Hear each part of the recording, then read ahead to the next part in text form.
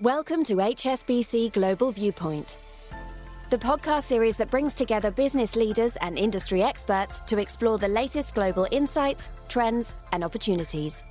Make sure you're subscribed to stay up to date with new episodes. Thanks for listening, and now on to today's show.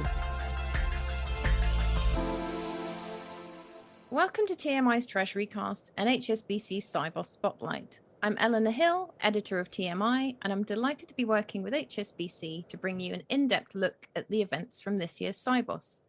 Throughout this series, we will explore the critical topics impacting the transaction banking landscape, specifically looking at sustainability, digitisation, and innovation. We will examine the opportunities and challenges disrupting the areas of payments, trade, custody, and traditional business models.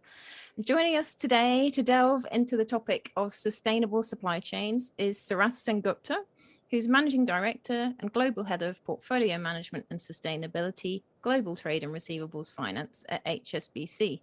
Some of you might recognize Surath from last year's Sibos podcast series, where we introduced this topic of ESG and D&I in supply chains. And we're delighted that Surath has agreed to sit in the hot seat once again and tell us all about developments in this area. So Surath, welcome back. It's really great to have you here. How are you doing? I'm very good, Eleanor, and massive thank you for having me here once again. It's an absolute privilege to talk about this topic, which is so close not only to the organization's heart, but also to my own personal sort of ambition and heart. Absolutely. And you know it's my favorite topic as well. So we've got loads to squeeze into this podcast. But it would be great, Surath, if you don't mind kicking us off with a little bit of a bigger picture, an overview around the appetite for sustainable supply chain solutions and maybe how that's changed since we spoke 12 months ago. You know, what's been the sort of direction of travel around this since Sibos last year?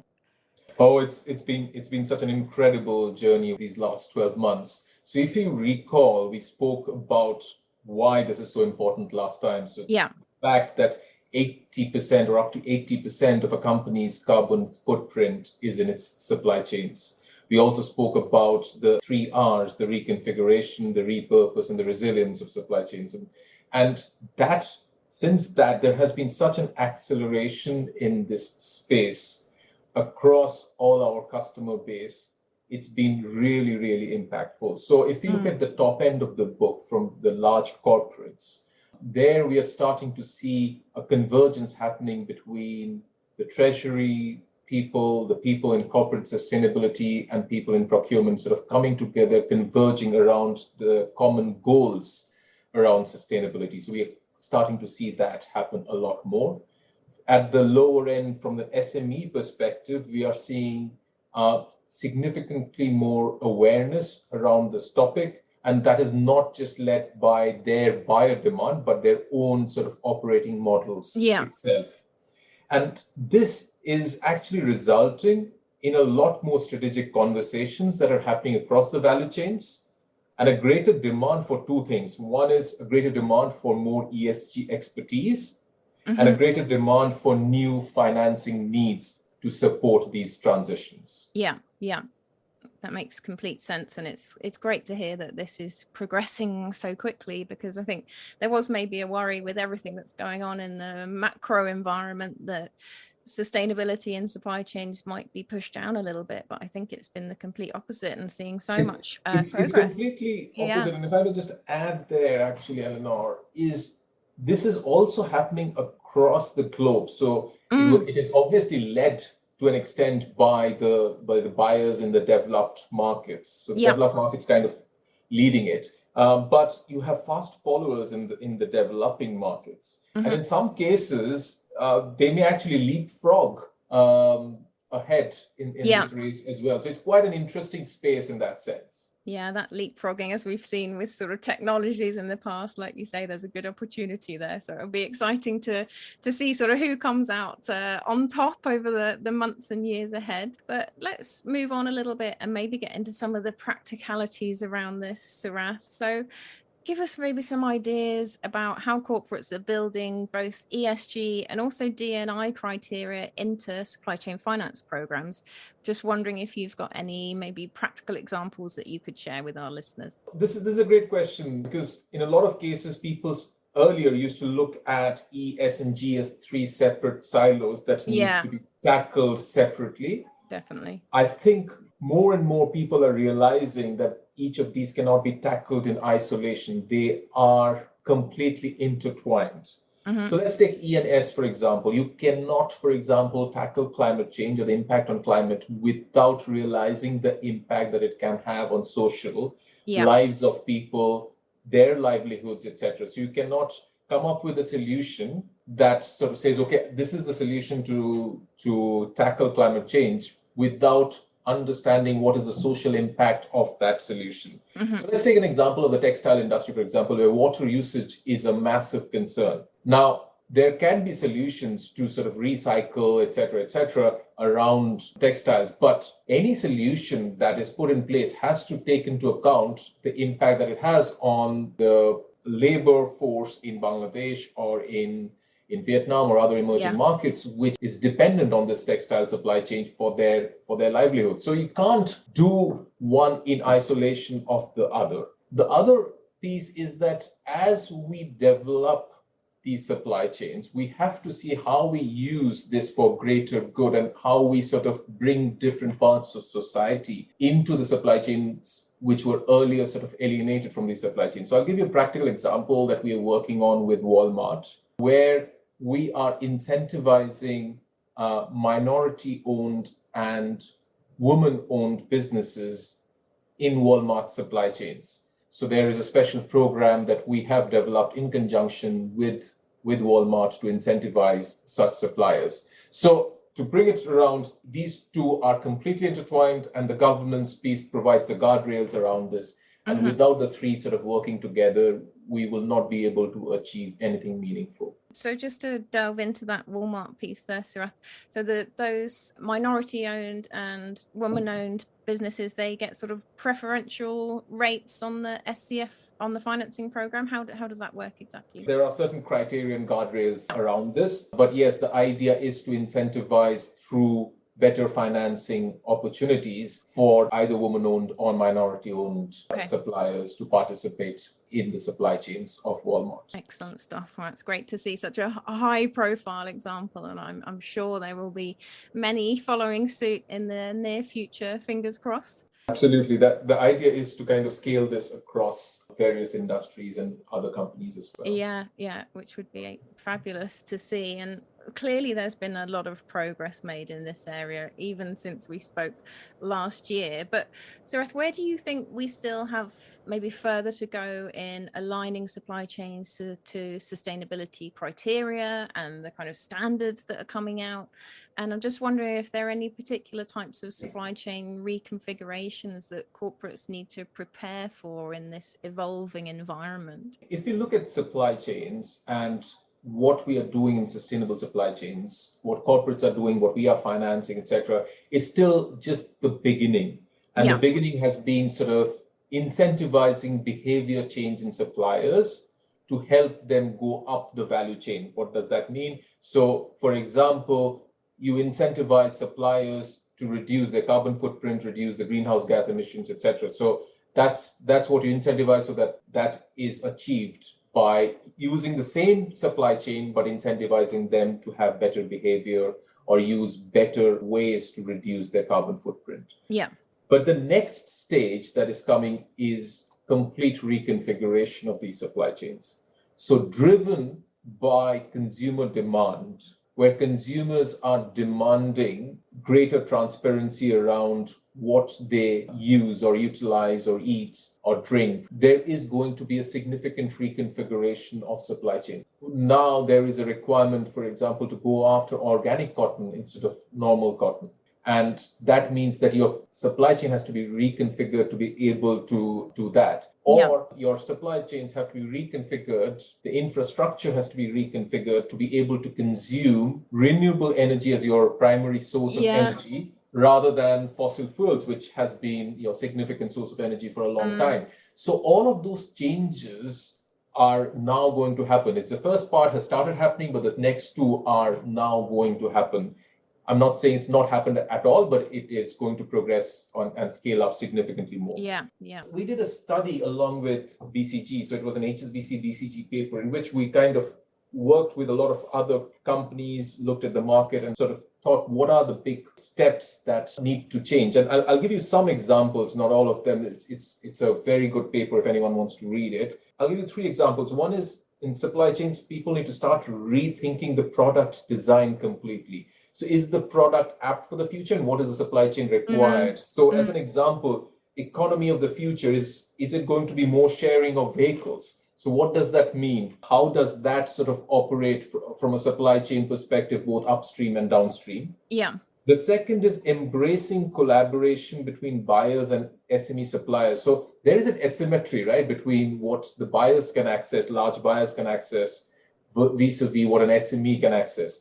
So there has to be a collaboration where technology, investments, knowledge is transferred more seamlessly into the SME suppliers. So that is the other sort of big change that is required. And the third, of course, is where banks and other financiers will have to play a big role, is around enabling financing. So in that paper, we estimate that about $50 trillion of financing is required to be directed towards SMEs for their transition. Wow, 50 That's trillion. Wow. Not a small amount. So No. Now that needs to come together for these transitions to happen. So this is a massive space that is just starting to boil. It will become much more active as we go along. Yeah. And people need to think multidimensionally on this topic. Yeah, absolutely. Getting ready for that transition, it's upon us, and you've got to start making those steps towards it, even if they're small steps, because as you say, it is a huge initiative. There's an awful lot that's required, but it is possible if people start thinking around it and acting around it now. So yeah, very interested to see how that develops over the coming years. Just wanted to come back to that topic that you mentioned, Surath, around carbon footprints and the transparency there. So interestingly, in the last couple of weeks, I don't know if you've seen it on LinkedIn, there's been a photo of a particular trainer, and on the tongue of the trainer, they've got all of the carbon footprint that's been produced to produce that particular shoe. And it's just that kind of transparency that is now coming forward to consumers. But how do you think that kind of data, that transparency around carbon footprints is going to change the way that supply chains not only operate, but are actually financed in the future? This is a very, very interesting time because this is fully led by consumers. So consumers are forcing some real activity in this space.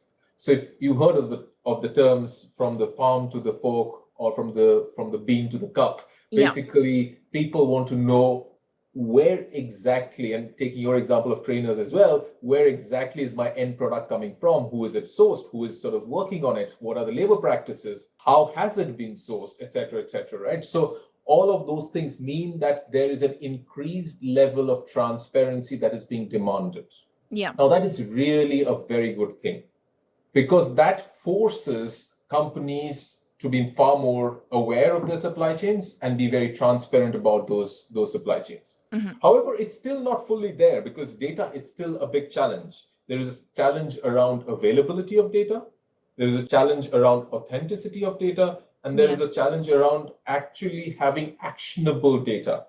But we are getting there because the consumers are forcing this transparency. People are starting to overcome those challenges using technologies like Internet of Things, using technologies like geospatial technologies, etc. So with all of that, actually what is happening is two things. One is on the physical supply chains, there is a reconfiguration happening where companies are more aware of where things are sourced from, how they're sourced, will now have to reconfigure those supply chains accordingly, or even in some cases, because of new technologies, they may need to sort of reconfigure their sort of requirements into those new technologies rather than the old technologies that they were using. So one is that reconfiguration of physical supply chains that is almost inevitable and has started happening. But on the financing, it is even more interesting. So if you look at financing, typically big banks like us we were financing supply chains primarily around tier 1 and tier 2 suppliers of big buyers, because that's what we had transparency about. Now we have transparency right down to the farmer. We know that what a farmer in India is producing is probably ending up in a Unilever product that Unilever is then selling. So given that transparency that is being brought into place, we are now able to finance much deeper into the supply chain, because we know where the risk ultimately is. So I think the whole financing model is also changing. So not only is the physical supply chain changing, the financial supply chains are also changing through deep tier financing based on this transparency, data, and tech. Yeah, and absolutely for the better. That's been one of those things with around SCF for absolutely ages, that it's been sort of for almost an elite and not that long tail, not all of the way through, but to be able to actually get it down to every single person in that supply chain is amazing and extremely encouraging. Surath, you mentioned there a couple of different technologies. Just wondering if there's anything else you wanted to highlight around the way that technology is changing supply chain finance. Is there anything new that you think our listeners might want to be aware of, or any particular challenges that you see ahead around technology and SCF? Yeah, technology is such a big piece in this sustainability puzzle, because this is what will make it or break it in a way. It is said that technology that exists today can only take us up to 2030. Yeah. The technology that needs to take us beyond 2030 does not even exist today. So there is a huge amount of work that is required across big techs who are investing in the space, as well as a huge startup culture that has developed around climate tech, as they are called, which is also looking at coming up with new innovative technology to support the transitions that are required. And that itself, that whole sort of ecosystem needs to be developed. That ecosystem needs a massive amount of financing as well, which banks like us are actively looking at how we can A, leverage, and B, sort of support as well, right? So there's a big play out there. I think the other piece is that we will see a paradigm shift in the way financing works. Because as we look at using technology in the way we finance, so I gave you the example of deep tier financing using Internet of Things, using trade tokens, etc., and going deeper into the supply chains. But there are other sort of technology-enabled financing. So I'll give an example of GRAS, which is Global Risk Assessment Services project, which is supported by the German Federal Ministry of Food and Agriculture. This project actually uses high-resolution remote sensing data and data from the latest generation of satellites to document changes in land use.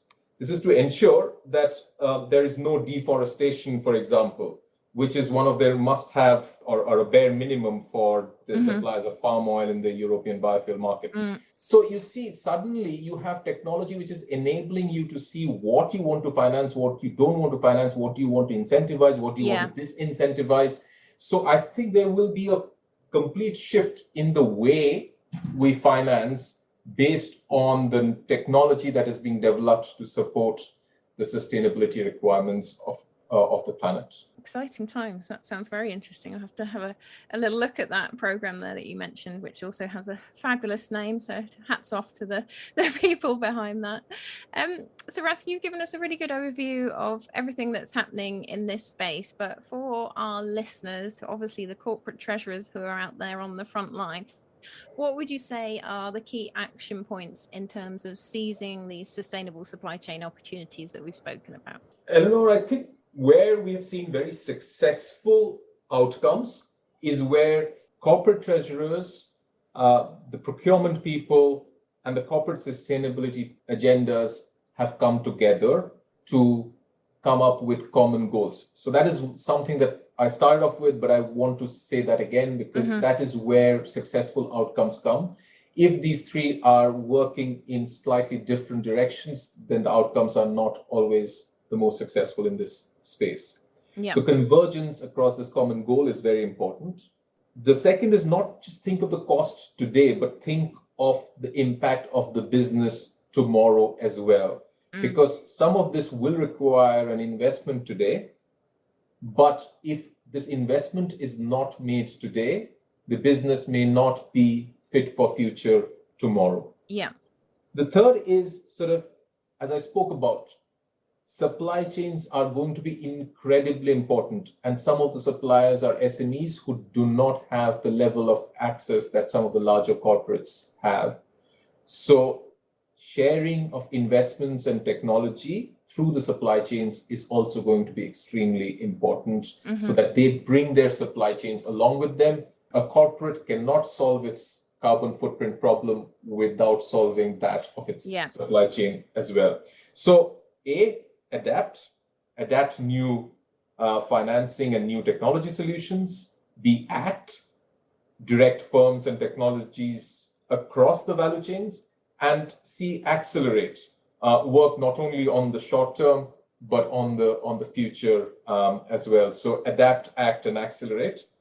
The last, what I would like to say is, don't look at this as a challenge only. It can be extremely overwhelming if you look at this as a challenge. Yeah. It's actually a massive commercial opportunity. As old sectors transform themselves and new sectors emerge, this is such a massive opportunity as well for corporate treasurers to look forward to. Absolutely, and really exciting for everyone. But thank you so much, Surath, for bringing it to life for all of our listeners, and for all of your fabulous suggestions there. It's been really great to have you back with us and to hear all about the progress that's been made, but also those suggestions around preparing for the future, being ready for that transition. And I hope that we can tempt you back next year as well to see what the progress has been when we get to 2023. But thanks ever so much for joining us. And thank you, Eleanor. It's always a privilege and a pleasure speaking with you, especially on this topic. Excellent. Thank you so much. And big thanks also to everyone for listening. So this has been HSBC's Sibos Spotlight, a podcast mini-series produced especially by TMI for HSBC Global Viewpoint. To discover other episodes in this series, search for HSBC Global Viewpoint on Apple and Spotify, or head to gbm.hsbc.com/Sibos, where you can also find out more about HSBC's transaction banking insights and presence at Sibos.